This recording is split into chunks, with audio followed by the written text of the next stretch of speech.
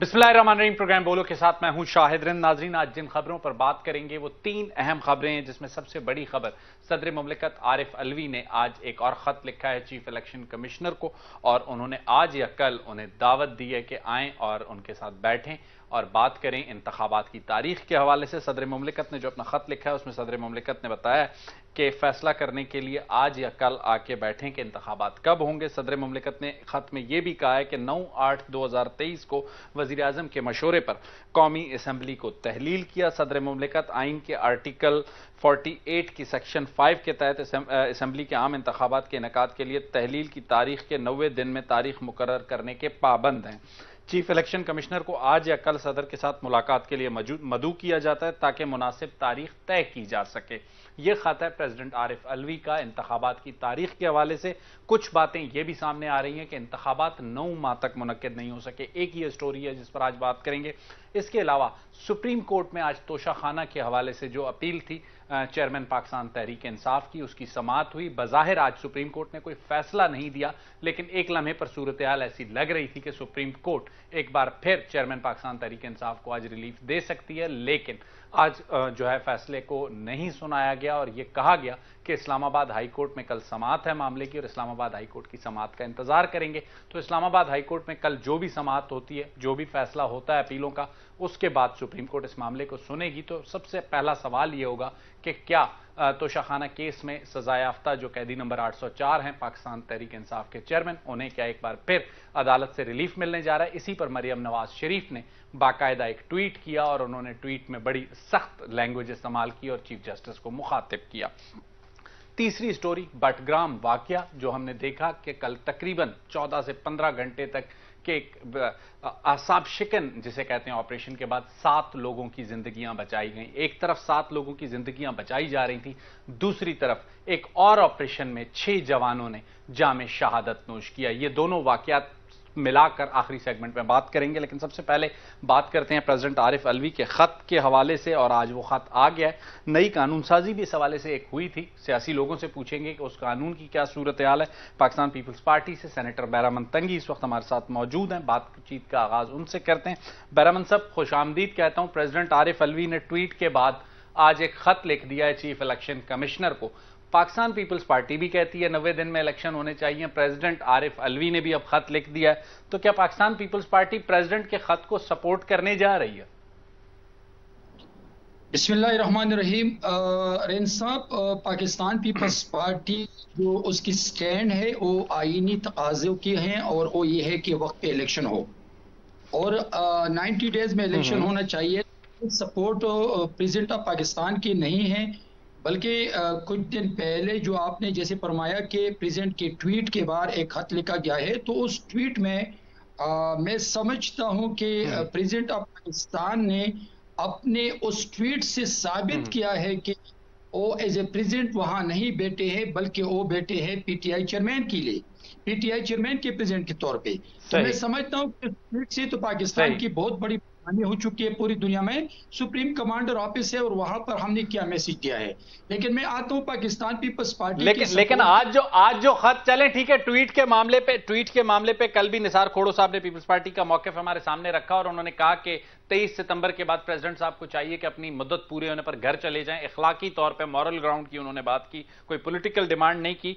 आज का लेकिन जो खत है वो तो उस स्टांस को सपोर्ट करता है जो पाकिस्तान पीपल्स पार्टी का है। तो कल जब वो गलत थे, आपने तनकीद की, आज अगर वो आपके स्टांस के साथ हैं तो आपको तो उनकी हिमायत करनी चाहिए। नहीं, देखिए, मैं आपको बता रहा हूं कि आरिफ अलवी साहब को आज एहसास हुआ कि मैं चीफ इलेक्शन कमिश्नर को बुलाऊं और उनके साथ बैठ के उनसे कहूं कि तारीख के अनाउंसमेंट करें। मेरे चेयरमैन बिलावल भुट्टो जरदारी साहब के और पीपल्स पार्टी के स्टैंड उसी दिन सामने आ चुके हैं जब चिमगियां शुरू हो गई है। तो मेरे चेयरमैन बिलावल भुट्टो जरदारी साहब ने और तमाम जो लीडरशिप ने कि 90 डेज में इलेक्शन हो। तो अभी अगर आज प्रेसिडेंट साहब को एहसास हुआ कि मैं इलेक्शन कमिश्नर को बुला के उनसे तारीख मांगू, तो इलेक्शन कमीशन का काम है और इलेक्शन कमीशन से वो क्या मशावरत करेंगे उस पर मैं बात नहीं कर सकता हूं। लेकिन पीपल्स पार्टी तकाजा करती है, डिमांड करती है कि 90 डेज में इलेक्शन हो जाए। अच्छा, बैरामन तंगी साहब, आप हमारे साथ ही रहिएगा। साबिक secretary election commission Kanwar Dilshad साहब हमारे साथ हैं। कंवर साहब, आपको खुश आमदीद कहता हूं। कंवर दिलशाद साहब, आज प्रेसिडेंट ने खत लिखा है चीफ इलेक्शन कमिश्नर को, लेकिन जहां तक हमें याद पड़ता है कुछ अर्सा कबल एक कानूनसाजी हुई, उस कानूनसाजी के तहत इंतखाबात की तारीख देने का मामला प्रेसिडेंट से इलेक्शन कमीशन को शिफ्ट होता हुआ नजर आ रहा था, लेकिन आज एक और खत मंजरेआम पर आ गया। आपके ख्याल में इलेक्शन कमीशन इस खत को कैसे रिस्पॉन्ड करेगा या कर सकता है? चूंकि आप साबिक सेक्रेटरी रह चुके हैं, क्या इलेक्शन कमीशन मुलाकात के लिए जाएगा या फिर खत का जवाब खत में ही दिया जाएगा? पता ही नहीं, हमारे पास सूबाई गवर्नमेंट की वजारत भी हमारे पास है, इसलिए हमें बड़ा मोहतात रवैया बात करनी पड़ेगी। हमारे पास सूबाई गवर्नमेंट के गवर्नमेंट का हिस्सा भी है, सूबाई वजारत भी हमारे पास है। सही नहीं, मैं इलेक्शन कमीशन की सिचुएशन पे बात कर रहा हूं। तो इलेक्शन कमीशन की सोच बात करें, मैं जवाब उसको दे देता। मैं जहर है बड़ा सेंसिटिव मसला पैदा हो गया, बड़ा मोहतात बात करनी पड़ेगी। प्रेसिडेंट पाकिस्तान का खत है, बड़ा सोच समझ के बात करनी पड़ेगी। आप बताइए, सवाल करें, मैं जवाब देता हूँ। सर, मेरा सवाल आपसे यह है कि प्रेसिडेंट ने आज खत लिखा है। कुछ दिन पहले हमने एक कानूनसाजी भी देखी, उस कानूनसाजी के तहत हमें यह नजर आता है कि जो इलेक्शन की डेट देने का इख्तियार है वो प्रेसिडेंट से पार्लियामेंट को शिफ्ट हुआ। तो अब इस पे कोई और नई कंट्रोवर्सी बनेगी या नहीं, एमिकेबली मीटिंग हो जाएगी और कोई डेट डिसाइड हो जाएगी? जनाब, सबसे बड़ी अहम बात है कि ठीक है, प्रेसिडेंट पाकिस्तान ने अगर आइन के आर्टिकल 48 का सब सेक्शन 5 के तहत उन्होंने अपना इस बारे में जहन माइंड सेटअप कर लिया है कि जी मैंने इलेक्शन 90 दिन में कराने की जी है, मेरी एक आईनी जिम्मेदारी है। लेकिन सबसे बड़ी अहम बात है कि ये उन्होंने बड़ा चीफ इलेक्शन कमिश्नर साहब को बुलाया है। तो चीफ इलेक्शन कमिश्नर साहब जो है वो ऑनरेबल सदर मुमलकत को बताएंगे कि जनाब आइन का आर्टिकल 51 का सब सेक्शन 5 है, उसमें ये लिखा हुआ है कि जो लास्ट जो सेंसस का नोटिफिकेशन होगा उसकी बना पर आपने हल्का बंदी करानी है। तो हम तो आइन के आर्टिकल 51 के पाबंद हैं, हम तो आइन के आर्टिकल 51(5) के तहत हमने तो ये पहले अपने हल्का बंदियां करवानी है, और हल्का बंदियां करवाने के बाद फिर इलेक्शन एक्ट का 2017 का सेक्शन 37 है, उसके तहत हमने इंतखाबी फरिश्ते भी मुरतब करनी है। ये भी एक कानूनी जिम्मेदारी है। ये सारी बात जो है वो सदर मुमलकत को चीफ इलेक्शन कमिश्नर साहब कन्विंस करेंगे, बताएंगे कि जनाब हमारी भी आईनी और कानूनी मजबूरियां हैं, और आपने जो हमें जो बुलाया है, ठीक है, सदर मुमलकत बुला सकते हैं आईनी किसी सरबराह को भी। तो इलेक्शन कमिश्नर साहब जो हैं वो पूरे कमीशन की तरफ से उनको बताएंगे कि ये हमारी आईनी और कानूनी मजबूरियां भी हैं, हमारे रास्ते में हाइल भी हो रही हैं। तो फिर सदर मुमलकत जो भी बात करेंगे तो उसका वो जवाब दे देंगे। चीफ जो साहब के पास मुकम्मल इख्तियारात हैं, उनके पास आर्टिकल 51 का हवाला वो देंगे। कमर दिलशाद साहब, एक सवाल और आपसे करना चाहूंगा। 90 दिन आइन की जरूरत है, जैसे आपने कहा कि हल्का बंदियां भी उसी आइन में जरूरी हैं, ये दोनों अहम मामलात हैं अपनी जगह पे, लेकिन कुछ ऐसी भी चहमगोइयां हो रही हैं कि 90 दिन का मामला 9 महीनों पे जा रहा है। ये जो 90 का हिस्सा है वो 9 मंथ्स तक भी जा सकता है। आप चूंकि सेक्रेटरी इलेक्शन कमीशन रहे, मिनिमम और मैक्सिमम टाइम इलेक्शन कमीशन को नई हल्का बंदियों के लिए कितना दरकार हो सकता है? देखिए, इलेक्शन कमीशन पाकिस्तान में बड़ा सोच समझ कर और जमीनी हकायक को मद्देनजर रखते हुए और इंतजामी अमूर को सामने रखते हुए उन्होंने 4 महीने का रोड मैप दिया है, जिसमें उन्होंने 14 दिसंबर की डेट मुकर्रर की है कि उसमें हम ये तमाम मरहले हैं। ये भी इलेक्शन एक्ट का हिस्सा ही है, डिलिमिटेशन एक्ट का। उसमें ये लिखा हुआ है कि आपको 4 महीने में हल्का बंदियां करवानी है। तो वो तो इलेक्शन कमीशन ने रोड मैप दे दिया। इसके बाद सुप्रीम कोर्ट ऑफ पाकिस्तान का हवाला भी वो देंगे सदर पाकिस्तान को। जनाब, सुप्रीम कोर्ट ऑफ पाकिस्तान के बारे में ये माजी में चंद फैसले अहम किए हैं। जस्टिस इफ्तिखार चौधरी हो गए, और इसके बाद बाकी हमारे चीफ जस्टिस अपने हरीम सिद्दीकी साहब थे। उन्होंने ये कहा था कि जनाब जब आप हल्का बंदी करवा लें तो फिर आप इस पर इंतखाबी फरिश्ते अफसरों मुरतब करें। तो वो भी सुप्रीम कोर्ट को भी तमाम फैसले हैं माजी के, वो साथ लेके जाएंगे सदर मुमलकत के पास कि जनाब ये माजी के सुप्रीम कोर्ट के फैसले हैं, ये आइन कहता है, ये कानून कहता है, आपका भी फरमान अपनी जगह पे दुरुस्त है, लेकिन हमें बीच में जो आईनी रुकावटें पैदा पेश हो रही हैं तो वो फिर आप हमें रहनुमाई फरमाएं। तो बड़ा ठीक है, सुप्रीम को वो हमारे कमर दिलशाद साहब जी बताइए। कमर दिलशाद साहब, एक छोटा सा और सवाल आपसे करना चाहूंगा कि अगर इसी पोजीशन पे इलेक्शन कमीशन भी कहता है कि उनके लिए पॉसिबल नहीं है और प्रेसिडेंट भी स्टाक हो जाते हैं कि नहीं जी 90 डेज से एक दिन आगे नहीं जाएगा, you have to give date in these 90 days, तो किसी स्टेज पे फिर सारी सिचुएशन की जो तशरीह होगी वो सुप्रीम कोर्ट से ही हो सकेगी या इसका कोई और फोरम मौजूद है जो इस इशू का रिजॉल्व निकालेगा? चीफ इलेक्शन कमीशन ने बड़ा खुशैन कदम उठाया है कि उन्होंने तमाम पार्लिमानी सियासी जमातों के सरबराहों को का इजलास तलब किया, मशावरत की है। ये बहुत खुशैन कदम है।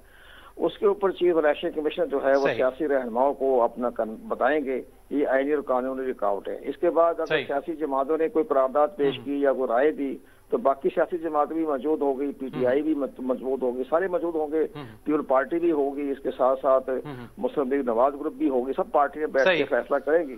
लेकिन ठीक, आप समझते हैं कि सियासी लोग इलेक्शन कमीशन की छतरी तले नीचे बैठकर एक बेहतर फैसला कर सकेंगे और मामला अदालत नहीं जाएगा। शुक्रिया कंवर दिलशाद साहब, आप हमारे साथ मौजूद थे। बैरामन तंगी साहब हमारे साथ मौजूद होंगे। बैरामन तंगी साहब, आपने कहा कि 90 डेज, कंवर दिलशाद साहब ने जो बात हमारे सामने रखी उसमें एक बात वाज़ेह है कि 4 महीने हल्काबंदियों के लिए चाहिए, 2 महीने इंतखाबी कैंपेन के लिए चाहिए, तो 6 महीने यानी फरवरी तक इंतखाबात नहीं है। पाकिस्तान पीपल्स पार्टी सीसीआई में सिंध की नुमाइंदगी करते हुए इंतखाबात के लिए जो है ना मरदमशुमारी की अप्रूवल देती है, तो फिर इलेक्शन कमीशन के कन्विंस करने पे फरवरी में इंतखाबात के लिए आमादा होगी या नहीं? पीपल्स पार्टी कहेगी कि इंतखाबात नवंबर में ही होने चाहिए। पाकिस्तान पीपल्स पार्टी हमेशा आईन और दस्तूर को देखकर मुतालिबा भी करती हैं, और जब मुल्क और इदारों की बात आती है तो हमने कभी टकराव की सियासत नहीं की है। अभी इलेक्शन कमीशन ने तमाम पॉलिटिकल लीडरशिप को बुलाया है, उनके साथ मीटिंग करेंगे। तो मैं प्रेसिडेंट ऑफ पाकिस्तान के लेटर को, उस मीटिंग को ज्यादा अहमियत दूंगा जो प्रेसिडेंट ऑफ पाकिस्तान ने इलेक्शन कमीशन को बुला के उनके साथ मीटिंग करते हैं और उससे पूछेंगे कि आप ऐलान करें। लेकिन मैं समझता हूं कि अगर इलेक्शन कमीशन ने लीडरशिप को बुला के उनके साथ मीटिंग की है और मीटिंग करके कंसेंसस डेवलप करते हैं और तमाम लीडरशिप की रिजर्वेशन को, उनकी बात को सुन के एक फैसला करते हैं, तो मेरे ख्याल में ये बेहतर होगा प्रेसिडेंट ऑफ पाकिस्तान की मीटिंग से कि इसलिए कि सियासत करने की लीडरशिप को, सियासतदानों को, आने वाले इलेक्शन में सियासतदान और पार्टी हिस्सा लेंगे। तो मैं समझता हूं कि इलेक्शन कमीशन ने जो पॉलिटिशियन की जो मीटिंग की है उसको मैं तरजीह दूंगा। और ये है कि अभी जरूरत इस बात की है कि हम हर चीज को अपने अना का मसला ना बनाएं, बल्कि आगे की तरफ देख के मुल्क को मजबूत कर लें और इलेक्टेड हुकूमत जितना जल्दी आ जाए। बैरामन तंगी साहब, आपका बहुत बहुत शुक्रिया। वो कहते हैं पैवस्ता रहे शजर से उम्मीदें बाहर रख। आप सियासी लोग अगर इलेक्शन कमीशन के साथ बैठ के कोई इत्तफाक़ राय पैदा कर लें, चाहे इंतखाबात नवंबर में करवाने या फरवरी में, अगर सियासी लोग जिसे कहते हैं वो जिम्मेदारी का मुजाहरा करें तो कोई एक नया और बहरान खड़ा ना हो, चाहे नवंबर हो या फरवरी इंतखाबात हो जाएं। अब इसका फैसला सियासी लोगों ने इलेक्शन कमीशन की मुलाकात में करना है या फिर इलेक्शन कमिश्नर और प्रेसिडेंट ने बैठकर करना है, इसका फैसला आने वाले दिनों में होगा। लेते हैं एक छोटी सी ब्रेक के बाद आते हैं तो जरा तोशाखाना केस की हेयरिंग और चेयरमैन पाकिस्तान तहरीक इंसाफ के मुस्तकबिल पर बात करते हैं। वेलकम बैक नाजरीन। प्रोग्राम के दूसरे हिस्से में बात करेंगे तोशाखाना केस में चेयरमैन पाकिस्तान तहरीक इंसाफ की दरखास्तों की समाअत आज सुप्रीम कोर्ट में हुई और सुप्रीम कोर्ट में एक स्टेज पर ऐसा महसूस होने लगा कि आज चेयरमैन पाकिस्तान तहरीक इंसाफ को एक बार फिर आला अदलिया से एक बड़ा रिलीफ मिलने जा रहा है। लेकिन फिर हमने ये देखा कि चीफ जस्टिस ने ये भी कहा कि वो आज कोई ऐसा फैसला नहीं सुना रहे, वो इंतजार करेंगे हाई कोर्ट की समाअत का, क्योंकि कल हाई कोर्ट में केस जो है चेयरमैन पाकिस्तान तहरीक इंसाफ की दरखास्तों की समाअत लगी हुई है और जो भी उनका मैटर है वो हाई कोर्ट में। हाई कोर्ट अगर जो भी फैसला करती है तो उसके बाद सुप्रीम कोर्ट इस मामले की समाअत करेगी। तो किसी हद तक हम कह सकते हैं कि आला अदलिया ने आज रिस्ट्रेंट का मुजाहरा किया। बज़ाहिर हमें यह नजर आ रहा था जो रिमार्क्स थे जिसमें चीफ जस्टिस उमर अता बंदियाल ने वाज़ेह लफ्जों में ये कहा और जस्टिस मज़ाहिर अली अकबर नकवी जो हैं उनके भी जो रिमार्क्स थे उसमें दो चीज़ों पर उन्हें वो बिल्कुल वाज़ेह थे कि चेयरमैन पाकिस्तान तहरीक इंसाफ जो हैं उन्हें वो जो फैसिलिटीज़ अवेलेबल थी या जो गाइडलाइंस थी हाई कोर्ट की सेशन अदालत के लिए उन पर अमल दरामद नहीं हुआ और यही प्ली जो है सरदार लतीफ़ खोसा ने ली। लेकिन जस्टिस जमाल मंदुखेल के जो रिमार्क्स थे वो ज़रा मुख्तलिफ थे। लेकिन जब तक इस मामले का फैसला नहीं आता उन रिमार्क्स पर राय हम कायम नहीं कर सकते। लेकिन बात करेंगे आज इस सारी प्रोसीडिंग पर और जो तोशाखाना केस है उसके हवाले से हमारे साथ मौजूद है माहिर कानूनदान जहांगीर जदून साहब। जहांगीर साहब आपको खुशामदीद कहता हूं प्रोग्राम में। जहांगीर जदून साहब, बज़ाहिर ऐसा लग रहा है कि चेयरमैन पाकिस्तान तहरीक इंसाफ को कोई रिलीफ मिलने जा रहा है सुप्रीम कोर्ट की इस समाअत के बाद। क्या आप इस पॉइंट ऑफ व्यू से एग्री करते हैं? नहीं देखिए, मेरा पॉइंट ऑफ व्यू ये है कि अगर हाई कोर्ट में एक केस पेंडिंग था तो सुप्रीम कोर्ट ने ऐसे रिमार्क्स दिए हैं जिसमें बाज़ लोगों को खदशात पैदा हो गए हैं पहले ही कि ये जो है ना केस को बड़ा प्रेजुडिस कर देंगे या इम्पैक्ट डालेंगे हाई कोर्ट पे, क्योंकि नॉर्मली ये होता है कि हाई कोर्ट पे या किसी लोअर कोर्ट पे केस पेंडिंग हो तो इतनी हाई सुप्रीम कोर्ट के ऊपर तो और कोई अदालत नहीं है, तो वहाँ के चीफ जस्टिस के ये रिमार्क्स आने और फिर किसी दूसरे जजों के, तो वो थोड़ा सा ना हो सकता है मेरिट पे जो भी डिसीजन करें उनका राइट बनता है, तो वो थोड़ा सा आम मीडिया के अंदर ये परसेप्शन चला गया है कि केस में बिल्कुल जान ही नहीं है, और वो उसमें देखें अगर केस सेटिस्फाइड भी होता है वो टेक्निकलिटीज भी होगा कि वो कहेंगे जी कि इनके डिफेंस के विटनेस थे या इनको प्रॉपर टाइम नहीं दिया गया, हालांकि पहले उनको टाइम काफ़ी दिया गया, लेकिन आखिर में जज साहब ने बहुत ज़्यादा जल्दी दिखाई है जी कि मैंने बाहर जाना है तो आज ये फैसला करके जाऊँगा, तो उसमें मेरे ख्याल में कोई टेक्निकल ग्राउंड में ये प्राइमा फेशी लग रहा है कि उनका केस जो है ना वो सुप्रीम कोर्ट जो है इस पॉइंट ऑफ व्यू से देख रही है कि जज साहब को डिफेंस के जो विटनेस थे या एविडेंस थे कंप्लीट करके कोई फैसला देना चाहिए था। तो अब देखते हैं कल हाई कोर्ट क्या फैसला करती है, और हाई कोर्ट के बाद अगर प्रॉपर तरह हो जाएगा तो फिर ज़्यादा बेहतर होगा कि सुप्रीम कोर्ट हाई कोर्ट के फैसले को देखे, क्योंकि सुप्रीम कोर्ट का मतलब ये होता है कि हाई कोर्ट से आगे अपील जाती है सुप्रीम कोर्ट में, वो डायरेक्टली नीचे वाली कोर्ट का जब इनको अरेस्ट भी किया गया था तो उन्होंने हाई कोर्ट का जो ऑर्डर था उसको सेटिस्फाइड किया था। अच्छा, एक चीज जो जहांगीर जदून साहब आपने भी कहा कि रिमार्क्स जो हैं वो इम्पैक्ट डालते हैं, और लाजमी सी बात है सुप्रीम कोर्ट से जब रिमार्क्स आए हों तो फिर हाई कोर्ट के लिए, लेकिन जरूरी भी नहीं है कि ये रिमार्क्स इम्पैक्ट डालें, तमाम अदालतें अपने अपने जुरिस्डिक्शन में आजाद हैं। हमने एक चीज देखी कि आज सरदार लतीफ कोसा जो है दौरान हेयरिंग उन्होंने जब कुछ अदालत को वो पॉइंट आउट करने की कोशिश की हाई कोर्ट को, तो जस्टिस जमाल मंदुखेल ने उस पर थोड़ा सा रिएक्ट भी किया, और जमाल मंदुखेल ने बहुत मेरे ख्याल वाज़ेह लफ्जों में अपने रिमार्क्स में ये बताया कि सुप्रीम कोर्ट आना जो है इस दरखास्त का कबल अज वक्त है, जब तक कि हाई कोर्ट जो है इस सारे मामले पे प्रोसीडिंग को आगे जो भी दरखास्त है उसका जो भी फैसला नहीं करती। ऐसे वक्त में जस्टिस जमाल मंदुखेल का ये ओपिनियन आपके ख्याल में ठीक था? ये देखें कि supreme court ultimate court of जो सेक्शन है उसकी अपीलेट कोर्ट है, या तो कोई चीज़ उसकी ओरिजिनल जुरिडिक्शन में जाती है तो फिर तो ठीक है, लेकिन जब केस नीचे से होके जा रहा है, ज़ाहिर है क्रिमिनल केस है, चाहे छोटा है मोटा है, सही है गलत है नहीं है, वो कोर्ट का यही काम है इसको एग्जामिन करें कि इसकी एविडेंस किस तरह रिकॉर्ड की गई है, और जो एक्यूज्ड है या प्रोसिक्यूशन को किस तरह मौका दिया गया है, किस तरह एविडेंस रिकॉर्ड है, एविडेंस के अंदर कोई क्वालिटी है एविडेंस के अंदर नहीं है। यही अदालतों का काम होता है कि कॉन्स्टिट्यूशनल कोर्ट जो होती है वो उसको एग्जामिन करें, और क्या आया कि उसको फेयर ट्रायल का मौका दिया गया है नहीं दिया गया, ये सारी चीज़ें अदालत ने एग्जामिन करनी है। तो इसमें बेहतर बिल्कुल ये होता है कि आप सुप्रीम कोर्ट किसी ऐसे केस को प्रीएम्प्ट नहीं कर सकती जो पेंडिंग हो किसी हाई कोर्ट के अंदर। अभी हाई कोर्ट के अंदर कह सकते हैं क्योंकि नीचे वाली कोर्ट से तो डिसीजन आ चुका है, तो नॉर्मली ये नहीं होता, और ये होना भी नहीं चाहिए कि सुप्रीम कोर्ट किसी ऐसे आपको पता है हाई कोर्ट के बाद भी सुप्रीम कोर्ट में केस लगवाना कितना मुश्किल होता है। हम तो वकील हैं, 3-3 महीने 4-4 महीने केस पड़े रहते हैं और फर्स्ट हियरिंग ही नहीं होती, तो इनको ये एक एक्स्ट्रा ऑर्डिनरी रिलीफ ये तो मानना पड़ेगा कि इनको मिलता है कि इनके केस बहुत जल्दी लगते हैं और उनमें फैसले भी बड़ी जल्दी आते हैं। सही सही। बैरिस्टर गौहर भी हमारे साथ हैं, पाकिस्तान तहरीक इंसाफ के जिसे कहते हैं कि वो लीगल पैनल का भी हिस्सा हैं। बैरिस्टर गौहर साहब, जहांगीर जदून साहब से बात हो रही थी, उन्होंने भी ये एक उनका मौकफ है कि जब हाई कोर्ट में मामले ने आज लगना था तो आज उसके रिमार्क्स का एक इम्पैक्ट जो है सुप्रीम कोर्ट का हाई कोर्ट पर हो सकता है और मुमकिन है कि ना भी हो, लेकिन आपके ख्याल में आज जो है वो एक रिलीफ मिलने की उम्मीद पैदा हो चुकी है पाकिस्तान तहरीक इंसाफ को? नहीं, बेसिकली ऑब्जर्वेशन की बात नहीं है। ये जो पिटीशनें लगी हुई थी 3 तारीख को इस्लामाबाद हाई कोर्ट ने ऑर्डर कर लिया था, और इस्लामाबाद हाई कोर्ट ने ये होल्ड फरमाया था कि मैं सेशन जज हमारे सारे केसेस का फैसला कर ले। जो हमने एप्लीकेशन फाइल कर दी थी इन रिलेशन टू ज्यूरिसडिक्शन और मेंटेनेबिलिटी और ये कि ये टाइम बार्ड है, उसके खिलाफ हम आए थे सुप्रीम कोर्ट में, और हमारी रिजर्वेशन ऑब्जेक्शन उस ऑर्डर को प्राइमरीली ये थी कि एक मरतबा जब कोर्ट ने इस मैटर को रिमांड कर दिया था, दूसरी मरतबा भी रिमांड कर दिया था, तो तीसरी मरतबा सेम जज के पास इसको नहीं जाना चाहिए था, और ये मैटर अगर भेजना भी था तो सेम डे इसकी प्रोसीडिंग्स नहीं हो सकती थी। ये वो वाला ऑर्डर है कि इन द मीन वाइल फिर कन्विक्शन हो गई सुप्रीम कोर्ट के पास, क्योंकि वो भी मैटर पेंडिंग था। दूसरी बात है कि जज साहब ने 2 तारीख को 2 अगस्त को भी एक ऑर्डर पास कर लिया था, जब हमने कोर्ट में एक दरखास्त दे दी थी, और दरखास्त ये थी हमारी कि हमें इजाजत दे दें कि हमने ऑप्शन एक्सरसाइज किया कि गवाह लेके आए, वो जो हमने चैलेंज कर दिया इस्लामाबाद हाई कोर्ट में, तो उस पर कोर्ट ने स्टे नहीं दिया था, वो हमने सुप्रीम कोर्ट में चैलेंज कर दिया था। बैरिस्टर गौर साहब, अगर वक्त की कमी के साथ आपसे ये सवाल करूं कि कल हाई कोर्ट से आपकी एक्सपेक्टेशंस क्या हैं?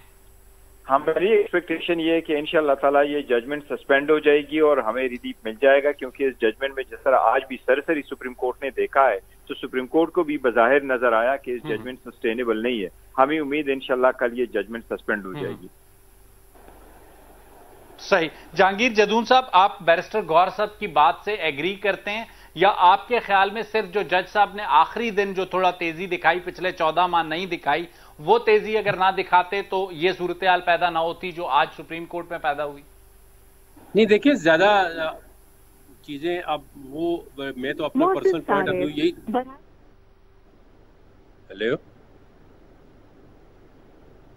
हेलो जहांगीर जदून साहब, आपको मेरी आवाज आ रही है? जी, मैंने कहा मैं अपना पर्सनल पॉइंट ऑफ व्यू यही दे सकता हूँ कि जज साहब ने आखिर में इनका जो भी एविडेंस थी, चाहे वो रिकॉर्ड पे लेके आते फैसला करते, ज्यादा बेहतर होता, चाहे वो एविडेंस को न कंसिडर करते या डिस्कार्ड करते जी कि रेलेवेंसी नहीं है। तो ये एविडेंस जो डिफेंस की है, अगर उन्होंने ये आज सुप्रीम कोर्ट ने मेरे हाल में कहा है, मैं तो उधर मौजूद नहीं था, लेकिन अब उन्होंने 342 की स्टेटमेंट देखा जी मैं विटनेस पे, और उनके विटनेस को जब वो पेश करते तो ये क्रॉस एग्जामिन करते, तो क्रॉस एग्जामिनेशन के दौरान वो जज साहब थोड़ा सा मेरे ख्याल में ट्रेनिंग की वजह से जल्दी में थे, उन्होंने कहा मैं आज ही फैसला करूंगा, और अगर 1-2 दिन को मिल जाते तो ज्यादा बेहतर होता। कम कर ये तो कहते कि हमारा जो राइट ऑफ डिफेंस था उसको उन्होंने डिस्कार्ड नहीं किया या क्लोज नहीं किया, तो हमें अपने जो विटनेस है वो प्रोड्यूस करें। जो जहांगीर जदून साहब, अगर शॉर्टली एंड प्रिसाइजली आपसे पूछ सकूं, जैसे कि बैरिस्टर गौर पुरुमीद थे कि कल ऑर्डर सस्पेंड कर देगी हाई कोर्ट और रिलीफ मिल जाएगा चेयरमैन पाकिस्तान तहरीक इंसाफ को जो तोशाखाना की सजा और नाअहली है, तो आपको ऐसे कितने इम्कानात लगते हैं as a student of law? देखें, ये तो अब डिपेंड करता है ना, इनका केस अगर जिस तरह ये वीकनेस है थोड़ी बहुत इसके अंदर है, तो वो कोर्ट कंसिडर करती है, तो वो सस्पेंड हो भी सकती है और नहीं भी हो सकती, क्योंकि सुप्रीम कोर्ट ने भी कागज से ले ली हुई है इस केस की। तो जो भी सुप्रीम कोर्ट हाई कोर्ट फैसला करेगी वो आप देखें सुप्रीम कोर्ट की उसको भी एग्जामिन करेगी। इनका जो मतलब एक इंसाफ तो मिलेगा इनको लाजमी, क्योंकि अब 2 कोर्टें जो है एट अ टाइम, ये बड़े एक्सेप्शनल चीज़ें हैं कि एक केस जो है बार बार सुप्रीम कोर्ट के अंदर गया, बार बार हाई कोर्ट के अंदर गया। ज़ाहिर है इनकी ये चीज़ें, ये तो मानना पड़ेगा कि इनकी चीज़ें बहुत जल्दी फिक्स होती हैं और वो इनको रिलीफ भी मिल जाता है। अगर रिलीफ बनता हो तो मिलना चाहिए, मैं इसके अगेंस्ट नहीं हूँ, अगर इनका रिलीफ बनता हो तो नहीं देना चाहिए। और किसी अच्छा, अगर जहांगीर जदून साहब कल उन्हें हाई कोर्ट इस जजमेंट को सस्पेंड कर देती है, अल्टीमेटली तोशाखाना का मामला दोबारा लोअर कोर्ट में ही वापस भेजेगी? नहीं, वो डिपेंड करता है कि वो जजमेंट को टेम्पररी सस्पेंड करती है या पूरी, मुझे नहीं पता है, पूरी अपील को आर्गू करेंगे, पूरी अपील के अंदर ही फैसला करती है कि ये ठीक है गलत है। तो इन टर्म रिलीफ अगर वो सस्पेंड कर देती है तो जाहिर है उनकी जो सेंटेंस है वो तो सस्पेंड होगी तो खत्म हो जाएगी। लेकिन अब आपको पता है उन पे और भी मुख्तलिफ केसेस में उनको अरेस्ट किया हुआ है। अब मतलब तो ये इनका तो असल मकसद ये था कि वो जेल से बाहर आ जाए, वो तो मुझे कोई नहीं लग रहा कि अगर सही वो आपको लगता है कि हासिल नहीं हो सकेगा, मुश्किल वो आपको लगता है कि हासिल नहीं हो सकेगा। जहांगीर जदून साहब, आपका बहुत बहुत शुक्रिया। बैरिस्टर गौर, आपका बहुत बहुत शुक्रिया। नाज़रीन, प्रोग्राम का सिलसिला जारी रखेंगे, लेंगे एक छोटी सी ब्रेक के बाद दोबारा हाजिर होते हैं। वेलकम बैक नाज़रीन। गुज़िश्ता रोज 22 अगस्त को हमने देखा कि खैबर पख्तूनख्वा के इलाके बटग्राम में एक चेयर लिफ्ट जो है वो एक रस्सी टूटने की वजह से 600 जिसे कहते हैं फीट बुलंदी पर फंस गई थी और 13 से 14 घंटे तक ये चेयर लिफ्ट फंसी रही। और इस चेयर लिफ्ट को, इसमें फंसे हुए 7 अफराद को निकालने के लिए पाकिस्तान आर्मी, डिस्ट्रिक्ट एडमिनिस्ट्रेशन और जो वहाँ के शहरी हैं उस इलाके के, उन्होंने मुश्तरका तौर पर कोशिशों का आगाज़ किया और कोई 13 से 14 घंटों की मेहनत के बाद इन 7 अफराद को बहिफाजत बाजियाब किया। लेकिन इस बाजियाबी के बाद हमने देखा कि सोशल मीडिया पर एक ऐसी कैंपेन लॉन्च की गई जो एक उस जहन की अक्कासी करती थी जो जहनीत हमने 9 मई के वाकयात के बाद देखी। लेकिन उस सोशल मीडिया कैंपेन को चलाने वाले ये भूल गए कि कल 22 अगस्त को जब बटग्राम में ये रेस्क्यू ऑपरेशन 7 अफराद के लिए, 7 खानदानों के लिए और उस इलाके के 7 घरों के लिए जारी था, उसी वक्त वही सिक्योरिटी फोर्सेस जिन पे क्रिटिसिज्म सोशल मीडिया पर की जा रही है, उन्हीं सिक्योरिटी फोर्सेस के जवान जुनूबी वजीरिस्तान में दहशतगर्दों से लड़ रहे थे और एक भरपूर सिक्योरिटी ऑपरेशन जारी था, जहां सिक्योरिटी फोर्सेस के 6 जवानों ने अपनी जानें इस वतन के लिए, दहशतगर्दी जैसी अफरियत के खात्मे के लिए कुर्बान की। वो लोग भूल गए कि यही सिक्योरिटी फोर्सेस जो रेस्क्यू ऑपरेशन को लीड कर रही हैं, वही सिक्योरिटी फोर्सेस वहां पे दहशतगर्दों से लड़ रही हैं। बहरहाल जो कुछ भी कल बडग्राम में हुआ, उसे हम ये नहीं कहते कि ये पाकिस्तान आर्मी की कोशिश थी, हम ये नहीं कहते कि ये एक आम आदमी की कोशिश थी, ये एक ज्वाइंट नेशनल एफर्ट थी जिसे पाकिस्तान आर्मी ने लीड किया। हमारे साथ होंगे अली स्वाति, जिन्होंने एक बहुत अहम रोल प्ले किया। उनसे पूछेंगे कि वो कैसे यहां पहुंचे और कैसे उन्होंने इस ऑपरेशन को पाया तकमील तक पहुंचाया, हकायक क्या है, पाकिस्तान आर्मी का रोल क्या था, उनकी टीम का रोल क्या था, ये सब कुछ आपके सामने रखेंगे। हमारे साथ होंगे अली स्वाति। गुफ्तगू का आगाज करते हैं अली स्वाति से और हकायक उन्हीं से जान। अली, आप हम सबका फख्र है, आपने कल बेहतरीन अंदाज में काम किया, लेकिन हमें बताइएगा कि कल आप वहां पहुंचे कैसे इस सारे ऑपरेशन में शरीक होने के लिए। सर, सबसे पहले तो ये सारा आर्मी ने प्लान किया था कि ये हेली के जरिए होना है। फिर जिस वक्त उन्हें लगा ये कि हेली के साथ ये बहुत स्लो प्रोसेस है, फिर उन्होंने अप्रोच किया डीसी के थ्रू कि जी जिप लाइन के थ्रू ये प्रोजेक्ट होना है, फाइनल होना है और इजी और स्मूथ होना है। तो फिर सर मैं इस हवाले से उधर पहुंचा और फिर मुझे आर्मी ही लेके गई है यहाँ से। और फिर वहां पे सर मेरी सारी भी जितनी भी ये मिशन में कंप्लीशन हुई है, ये सारी सुपरविजन GOC SSG और असद साहब थे वहां पे मेजर, आई थिंक इनकी सुपरविजन के साथ और इनके साथ मेरी पूरी मास्टर प्लानिंग हुई है सर 10 से 15 मिनट की, जिसको मैंने ये फिर एग्जीक्यूट किया है। अली, आपने हमें बताया कि डिस्ट्रिक्ट एडमिनिस्ट्रेशन ने आपको अप्रोच किया और फिर डिस्ट्रिक्ट एडमिनिस्ट्रेशन ने पाकिस्तान आर्मी की मदद से आपको एयरलिफ्ट किया मानसहरा से और उस मकाम तक पहुंचाया और वहां पर जो जिप लाइन आपने मेंटेन की। मीडिया पर इस हवाले से बहुत कुछ आ रहा है कि जी पाकिस्तान आर्मी ने 4-6 घंटे वहां पर काम करने की कोशिश की, कोई कामयाबी नहीं हुई। उसके बाद मकामी लोगों ने काम किया और इस सारी सूरत हाल को जो है ना कंट्रोल किया और फिर मकामी लोगों ने इस सारे ऑपरेशन को मुकम्मल किया। आप चूंकि उस पूरे ऑपरेशन का पार्ट थे, मैं चाहूंगा कि आप नाजरीन को बताएं कि वहां पर ओवरऑल पोजीशन क्या थी, आपके पहुंचने के बाद सूरत हाल क्या थी। हाँ सर, मैं सबसे पहले मैं इलियास और अमाद, हमारी टीम के हम 3 लोग थे हेवंस वे के। हम सर मैं और इलियास, हम 2 बंदे गए रेस्क्यू पे, 3 बंदे मैं लेके आया।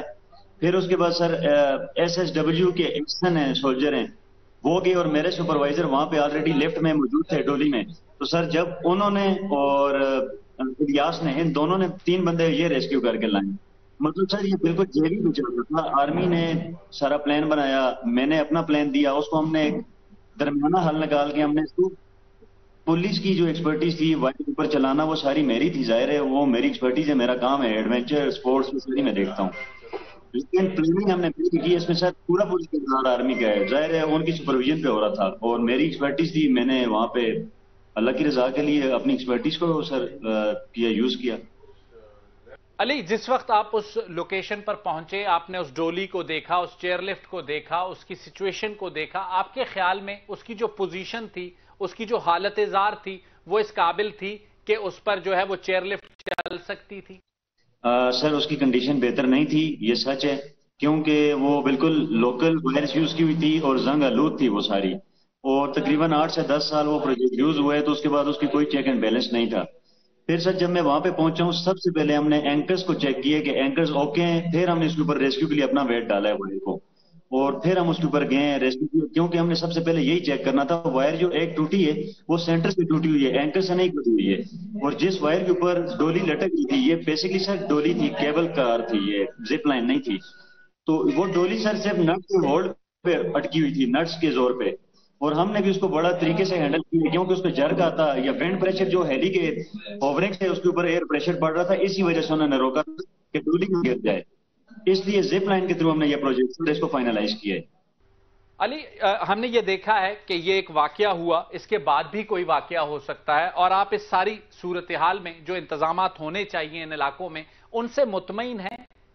सर इसमें तो एडमिनिस्ट्रेशन जितनी भी है सर मेन रोल अदा करती है कि मेंटेनेंस होनी चाहिए इसकी, या जो भी वेंडर इसको बना रहा है वो सर्टिफाइड है कि नहीं, NOC उसने ली है कि नहीं ली, फिर सर इसकी एनुअली एक रिपोर्ट होनी चाहिए, जो कि हर एडमिनिस्ट्रेशन को अपना एक इदारा बनाना चाहिए जो ये इंश्योर करे कि जी हाँ, हमने इसको हर 6 महीने बाद चेक करना है, इसकी मेंटेनेंस ओके है, ये बिल्कुल अभी इंश्योर कर लिए, प्रोजेक्ट चल सकता है, कितने साल चल सकता है, ये कमेटी बननी चाहिए सर। हर डिस्ट्रिक्ट में अपनी कमेटी होनी चाहिए। अली, जिस वक्त आप उस लोकेशन पर पहुंचे, आपने सारी सूरत हाल का जायजा लिया, तो आपको क्या अंदाजा था कि ये ऑपरेशन कितनी देर का होगा और क्या आप इन 7 अफराद को बचाने में कामयाब हो सकते हैं? आपको कितनी % इस बात की उम्मीद थी? सर अगर तो ये रोशनी में हम पहुंच जाते तो ये इंशाल्लाह 1 घंटे का सर पूरा मिशन था, लेकिन रोशनी में नहीं पहुंचे, अंधेरा हो गया। रात को सर जाहिर है एफर्ट्स ज्यादा होती हैं, बहुत सारी चीजों का नहीं पता होता, अनसर्टेनिटी होती है।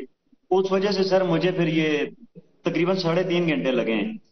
लेकिन सर हमारा यही कंसर्न था कि अगर वायर हमारी समझ में आ गई थी कि ये हमारे गांव की है, हम इसके ऊपर खेल सकते हैं, प्लेटफॉर्म हमारे लिए हमारी मर्जी का था हर चीज।